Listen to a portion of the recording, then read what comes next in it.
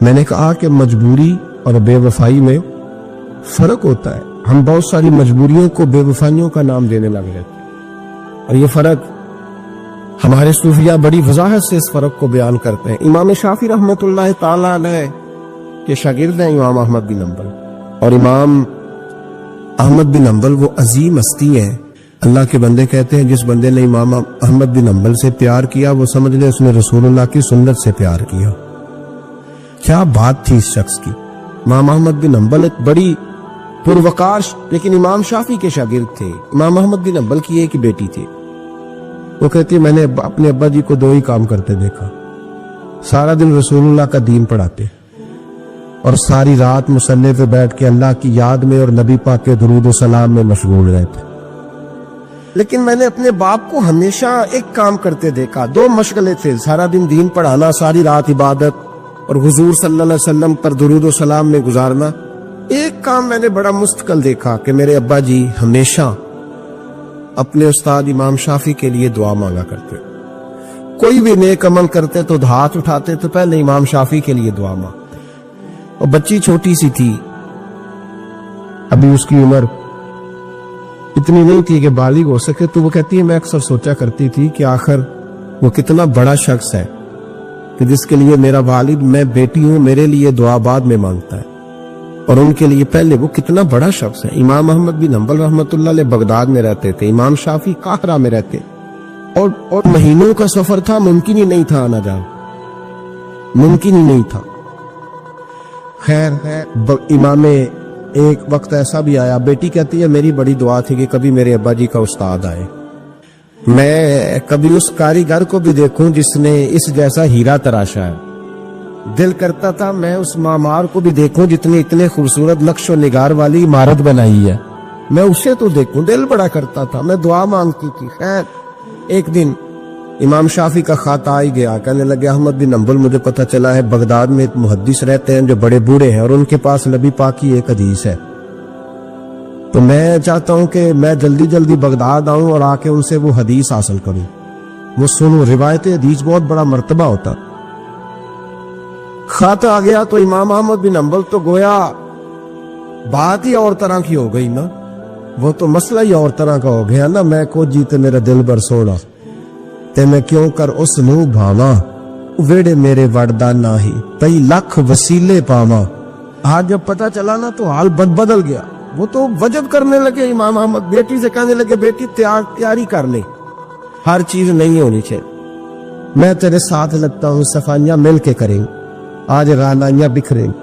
جب وہ آئے گا تو پھر دیکھے گی دنیا کہ کس طرح کسی نے کسی کی عقیدت کی ہے. امام کو خط ملا، ادھر سے امام احمد بن حنبل رحمۃ اللہ تعالی علیہ تیاری کرنے لگے اور امام شافعی چلنے لگے.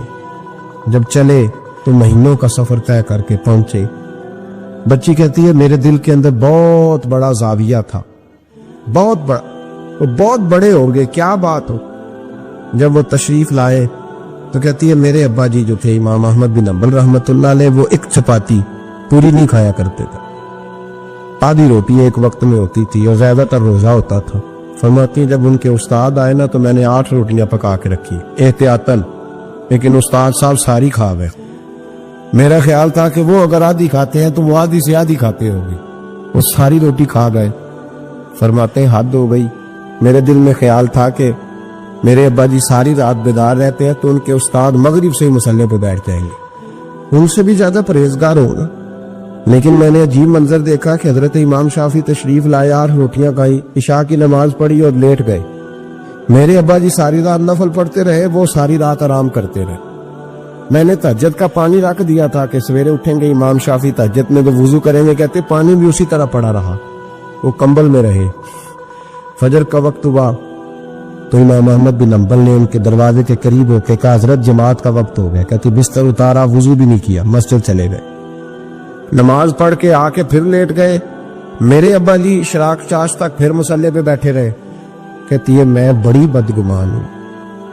پھر میں نے 1 منٹ کے لیے اپنے آپ کو سمجھایا کہ تھکے ہوئے تھے اس لیے آج عبادت نہیں کی، کل کریں گے. لیکن اگلا دن آیا تو انہوں نے پھر اسی طرح کھایا، ساری رات پھر اسی طرح رہے. فرماتی ہیں بس وہ آہستہ آہستہ 3-4 دنوں میں میرے ذہن میں جو زاویہ تھا وہ سارا زمین بوس ہو. میں نے کہا نہیں، میرے ابا جی نے جس دور میں دیکھا تھا اس دور میں شاید حالات اور ہوں، آج تو اور ہے. فرماتی ہے 4-5 دن کے بعد وہ رخصت ہونے لگے. پردے کے پیچھے میں سن رہی تھی. میرے والد کہنے لگے حضور وقت کیسا گزرا؟ کہنے لگے یار تجھے کیا بتاؤں، 2-3 مہینے رستے میں آیا ہوں تو بچ بچ کے جان بچانے کے لیے 2-4 لقمے کھاتا رہا ہوں. پتہ نہیں لوگوں کا رزق کس طرح کا تھا، پتہ نہیں جانور بھی صحیح ذبح ہوئے تھے کہ نہیں ہوئے تھے. جب تیرے دسترخوان پہ آیا ہوں تو میں نے تجھے سینچا ہے، سوارا ہے. مجھے پتا ہے تو ایک لقمہ بھی حرام نہیں رکھ سکتا، اور میں نے تیرے لنگر سے نور نکلتے دیکھا ہے. اور یہ وہ والا کھانا ہے جو اندر جا کے بوجھ نہیں بنتا، نور بنتا ہے. اس لیے میں تیرے رزق کو نور سمجھ کے کھاتا رہا ہوں. زندگی بھر کبھی 2 اکٹھی نہیں کھائی، پر یہاں 8-8 روٹیاں کھاتا رہا ہوں، یہاں اپنے گھر میں یا تیرے گھر میں. ورنہ رستے میں تو میں بڑا پریشان رہا. اور فرمانے لگے تجھے پتا ہے کہ میں ساری رات کیا کرتا رہتا تھا؟ کہ حضور نہیں. فرمانے لگے جو تو عشاء کی نماز میں تلاوت کرتا تھا نا سورتوں کی، میں ساری رات بستر میں لیٹ کے ان کی تفسیر کرتا رہتا تھا. اور میں نے ایک آیت کی 100 تفسیریں کی ہیں رات بھر جاگ کے. 100 تو نے دیکھا میں بغیر وضو چلا جاتا تھا سویرے؟ حضور ہاں. فرماتے اس لیے کہ میرا وضو ٹوٹتا ہی نہیں تھا، میں ساری رات تفسیری نقطے بیان کرتا رہتا تھا. بیٹی کہتی انہوں نے 2 جملے کہے اور میں رونے لگی. میرے والد آئے تجھے کیا ہوا؟ میں نے کہا ابا جی میں کیا سمجھی تھی اور یہاں نکل کے آیا. آپ اگر ساری رات نفل پڑھتے ہو تو اپنی ذات کے لیے، اور امام شافعی ساری رات جاگ کے باتیں یاد کرتے ہیں اور پھر لوگوں کے سینوں میں اتارتے ہیں، صرف اپنے لیے نہیں، یہ تو رسول اللہ کی امت کے لیے زندہ ہے. میں کیا سمجھی تھی او بھائی. میں نے کہا مجبوری اور بے وفائی میں فرق ہوتا ہے. ذرا چھلکا اتار کے دیکھ تو صحیح، تجھے پتا تو چلے اندر حالات کچے ہیں کہ پکے. ایک بزرگ تھے شاہ بقی الدین ابن مخلد، وہ کہتے ہیں مجھے پتا چلا کہ اس دور میں نبی کریم علیہ السلام کی حدیث جو سب سے بہترین پڑھاتے ہیں وہ امام احمد بن حنبل ہے. ان کو حضور کی حدیث سے جو خاص شغف ہے وہ کسی اور کو نہیں. کہتے ہیں میرے دل میں لو لگ گئی، حالانکہ میں امیر گھرانے سے تھا. میں کشتی میں بیٹھا امام احمد بن حنبل کے پاس آنے کے لیے، رستے میں طوفان آ گیا، کشتی اچکولے کھانے لگی. کسی طریقے سے ایک جزیرے کے ساتھ جا کے کشتی لگی، ٹوٹ گئی، بکھر گئی. میں جزیرے پہ اتر گیا، اور بھی کئی لوگ تھے. 1 مہینہ وہاں رہنا پڑا. بارشیں ختم ہوئی، موسم ٹھیک ہوا تو ایک کشتی دکھائی دی آتی ہوئی. فرماتے ہیں کہ وہ اس کشتی میں بیٹھا، دوبارہ بغداد کیا. مجھے سفر طے کرتے 2.5 مہینے گزر گئے. وہ جزیرے پہ مہینہ پتے کھا کے بھی گزارا کرنا پڑا. نکلا تھا علم حاصل کرنے. جب بغداد شریف پہنچا، لوگوں سے پوچھا امام احمد بن حنبل کا مدرسہ کہاں ہے؟ انہوں نے کہا وہ مدرسہ تو بند ہو گیا، وقت کا بادشاہ مخالف ہو گیا، مسجد مدرسہ سیل کر دیا. امام صاحب کہاں ہیں؟ کہا گھر کے اندر قید ہیں. ان کے گھر کو سب جیل بنا دیا، چاروں جانب پولیس کھڑی ہے، اور ویسے بھی بغداد میں کرفیو، ہر چوک چوراہے میں پولیس والے کھڑے ہیں. شاہ بقی الدین کہتے اتنا کچھ سننے کے باوجود بھی میرا جذبہ ٹھنڈا نہیں ہوا. وہ مہینے میں سفر کی صحبتیں، وہ سنا تھا کہ آستانہ یار دور ہے پر ہم نے بھی ٹھان لی تھی کہ جانا. وہ سنا تھا کہ آستانہ یار دور ہے پر ہم نے یہ ٹھان لی تھی کہ جانا ضرور ہے. کہتے پہنچ گئے. اب پتا چلا کہ کرفیو ہے، سڑکوں پہ پولیس کھڑی ہے، گلیوں میں چوکوں چوراہوں میں پہرے ہیں. امام صاحب تک تو جا کوئی نہیں سکتا. کہتے میں نے ایک شخص کی منت کی، میں نے کہا کسی طریقے گاڑی بتا. کہنے لگا میں اشارہ بھی نہیں کر سکتا، سخت حالات ہیں. وہ کوئی طریقہ. میں نے جب زیادہ تڑپ کے کہا تو وہ شخص کہنے لگا میں ان کے گھر کے قریب تجھے لے جاؤں گا اور گزرتے وقت صرف آنکھ کا اشارہ کروں گا. کہتے میں نے کہا یہ بھی ٹھیک ہے. ان کے گھر کے تیری تلاش میں پھرے نا ہم جنگل پہاڑ اور دشت میں. ان کے دروازے کے قریب اس نے اشارہ کیا. شاہ بقی الدین کہتے ہیں کہ میں گھر دے کے آ گیا واپس. اب میں سوچنے لگا کہ کیسے امام صاحب تک پہنچنا ہے. بڑی تجویزیں سوچی، بڑی تجویزیں، کام والا بن جاؤں، پھیری لگانے لگ جاؤں. پھر سوچا کہ اگر میں کچھ بیچوں گا ریڑھی پہ رکھ کے تو کوئی خریدنے نکلے گا، کوئی نہیں نکلے گا. کس طرح کروں، کیا کروں، بڑی سوچیں. بالآخر میں نے طے کیا اللہ اکبر. میں نے نہ کپڑے پھاڑ لیے، امامہ اتار دیا. فرماتے ہیں کہ ایک پیالہ مٹی کا خرید کے گلے میں رسی سے باندھ لیا، اور امام احمد بن حنبل کی 3 گلیوں پیچھے میں نے دروازہ صدا لگانی شروع کی، فقیر ہوں، اللہ کے نام پہ لینے آیا ہوں.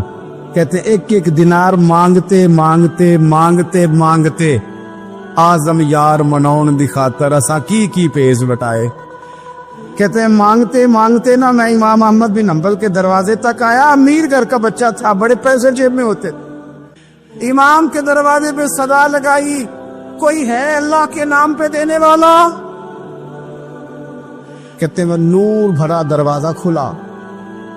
ایک گورے مکھڑے والا، سفید داڑھی والا، سونے امامے والا، چمکدار آنکھیں، نورانی شباہت. کہتے امام احمد بن حنبل باہر آئے اور جیسے ایک دینار میرے پیالے میں ڈالنے لگے تو میں نے ہاتھ چوم کے کہا سونیا تیرے قربان جاؤں، میں دینار لینے نہیں آیا، محمد عربی کی حدیثیں سننے آیا. کہتے امام کی بھی آنکھیں کھل گئی. کہنے لگے اس حال میں آزم یار مناؤن دی خاطر اساں کی پیس بٹائے. کہ حضور کیا کرتا، یہی ایک طریقہ رہ گیا تھا، میں تو کہاں سے چلا ہوں، کہاں پہنچا ہوں، کیا کروں؟ امام صاحب فرمانے لگے پھر میں بھی بڑے دنوں سے پریشان تھا، کوئی سیکھنے والا نہیں مل رہا، تو مل گیا. کہنے لگا حضور میں روز آ جاؤں فقیر بن کے، آپ جتنا چاہیں 2 4 5 منٹ میں مجھے حدیثیں سنا دیں، میں اگلے دن یاد کر آیا کروں.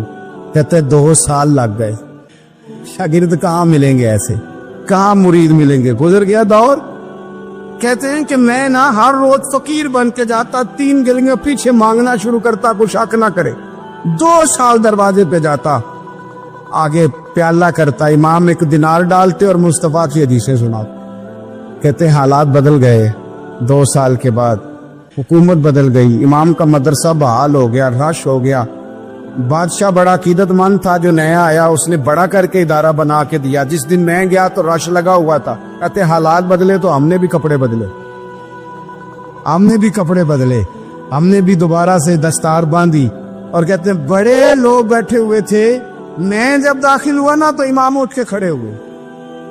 آپ فرمانے لگے پتر ادھر آ، تو آگے آ کے بیٹھ، لوگ دین سیکھنے آتے ہیں، تو فقیر بن کے مانگنے آیا تھا، اور میں بھی باقیوں کو پڑھایا کرتا تھا، تجھے میں دیا کرتا تھا، اور اب باقی پڑھا کریں گے، تجھے دیا جائے گا، اور تجھے سینے سے نکال کے دیا کروں گا. زمانے بدل گئے، حالات بدل گئے، وہ شخص چلا گیا، کون حکمران تھا کون نہیں تھا، لیکن استاد شاگرد کے ادب کی داستان قیامت تک باقی رہے. یہ قیامت، جب طبیعتوں میں احترام ہوتا ہے، جب ادب ہوتا ہے. آپ کو پتہ ہے نبی پاک صلی اللہ علیہ وسلم کو یہ ادب کتنا پیارا ہے. نبی پاک علیہ الصلوۃ والسلام اس احترام کے جذبے کو کتنا پسند کرتے ہیں. اللہ کے پیارے رسول صلی اللہ تعالی علیہ وسلم اس جذبہ احترام سے کتنے راضی ہوتے ہیں. حضور کس قدر زیادہ چاہتے ہیں کہ میری امت ادب والی بنے. نبی پاک علیہ الصلوۃ والسلام ادب والے لوگوں کے بارے میں اتنے راضی ہیں، اتنے راضی ہیں، اتنے خوش ہیں. حضور اتنا نوازتے ہیں. میں نے یہ حدیث پڑھی تو یوں لگا کہ جیسے روح وجد کرنے لگی ہے. بہقی میں امام بہقی نے لکھی ہے، اللہ کے پیارے رسول علیہ السلام فرماتے ہیں جو چھوٹے پر شفقت کرے اور بڑے کا احترام کرے، اللہ اسے جنت میں میری سنگت عطا فرمائے گا. یہ میرے قرب کا ذریعہ ہے، یہ چیز میرا قرب ملے گا. شرط یہ ہے کہ ادب والے بن کے احترام والے بن کے کبھی بھی سوء ادب نہ کریں، کبھی کسی مقام پر بے ادبی نہ کریں. آپ اپنا ذائقہ کبھی تبدیل نہ کریں. امام احمد بن حنبل لکھ دے گا، وضو کر رہے تھے، ایک شخص کہتا ہے میں نے ساری زندگی گناہوں میں گزار دی تھی. تو امام صاحب نا وضو کر رہے تھے جھیل پر بیٹھ کے. تو جھیل اس طرح ہوتی ہے، پہاڑ ہے، اوپر کو پانی نیچے آ رہا ہے. تو کہتے ہیں امام صاحب نیچے بیٹھ کے وضو کر رہے تھے، تو میں اوپر بیٹھ کے نا وضو کر رہا تھا یا پانی پی رہا تھا. تو میں نے دیکھا کتنے بڑے امام نیچے. کہتے میں نا میرے دل میں خیال ہے یار میں ساری زندگی غلط کاموں میں گزاری ہے، پر جو بھی ہے یہ رسول اللہ کے دین کے عالم. کہتے وہ حضور کے دین کی عزت کرنے کے لیے میں اوپر سے اٹھا، آ کے نا تو میں تھوڑا پیچھے جا کے نیچے بیٹھ گیا, جو میری حاجت تھی, پانی پینا تھا یا منہ دھونا تھا, میں وہ کرنے لگا. کہتے امام صاحب نے بھی یوں نظر میری طرف دیکھی, پتہ نہیں انہوں نے کیا دعا دی کہ رب نے مجھے توبہ کی توفیق عطا فرما. میں اللہ کے فضل سے اللہ نے میرا دل موڑ دیا اور میں رب کریم کی بارگاہ کی جانب میری توجہ ہو گئی. خدا نے مجھے اس ادب کی برکت سے اپنی بارگاہ کی طرف اللہ تبارک و تعالیٰ نے مجھے موڑ لیا. بے ادبی تو بندے کو کفر تک لے جاتی, بے ادبی تو کفر تک لے جاتی ہے. اگر بندہ بے ادب ہوتا ہوتا اللہ رسول کی بے ادبی تک پہنچ جائے تو دور نکل گیا. لیکن یہاں باقاعدہ بے ادبی کو پروموٹ کیا جا رہا ہے. کبھی بھی بے ادب نہ بنے, ادب والے رہیں, ادب والے بن کے جئیں, ادب والے بن کے دنیا سے جائیں. وہ درویش نے کہا تھا کہ بے ادباں مقصود نہ حاصل, نہ درگاہ ٹوئی, پانچ ادب دے محمد بخشا, توڑ نہیں چڑھیا کوئی. بادب لوگ جو ہوتے ہیں وہ دوسروں کو عزت دے دیتے ہیں اور اپنی اخلاق کو بلند کر لیتے ہیں. جب آپ کسی کا احترام کر رہے ہوتے ہیں تو آپ اسی کو نہیں کچھ دے رہے ہوتے, آپ اپنی عظمت کا بھی اظہار کر رہے ہوتے ہیں. کسی کو عزت دیتے وقت آپ کے اخلاق کا بھی پتہ چل رہا ہوتا ہے. اخلاقی قدریں مضبوط ہوتی ہے احترام کرنے سے. مذہب اسلام اتنا سونا ہے, اتنا پیارا ہے, یہ دین اتنا ٹھنڈا اور اتنا میٹھا ہے کہ دھرتی کے سارے حسن سمیٹ کر اگر ایک لفظ بنایا جائے تو وہ دین اسلام بنتا ہے. یہ دین اتنی خوبصورتیاں بانٹتا ہے.